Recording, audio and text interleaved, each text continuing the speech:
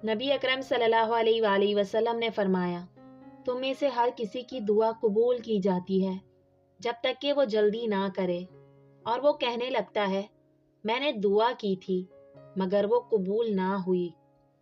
جو کچھ بھی تمہارے پاس ہے وہ سب فانی ہے، اور جو کچھ اللہ پاک کے پاس ہے وہی باقی رہنے والا ہے۔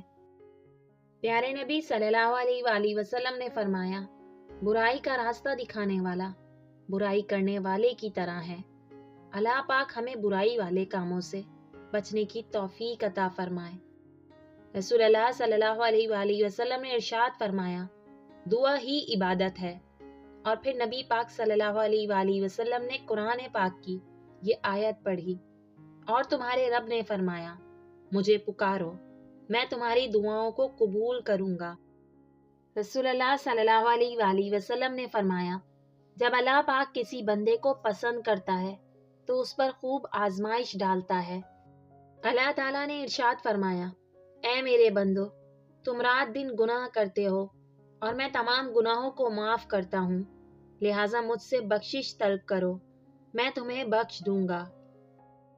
رسول اللہ صلی اللہ علیہ وآلہ وسلم نے فرمایا، جس مسلمان کی اچھائی پر 4 شخص گواہی دے دیں، اللہ پاک اسے جنت میں داخل کرے گا۔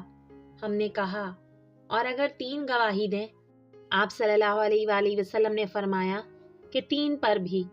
پھر ہم نے پوچھا، اور اگر 2 مسلمان گواہی دیں؟ تو آپ صلی اللہ علیہ وآلہ وسلم نے فرمایا کہ 2 پر بھی۔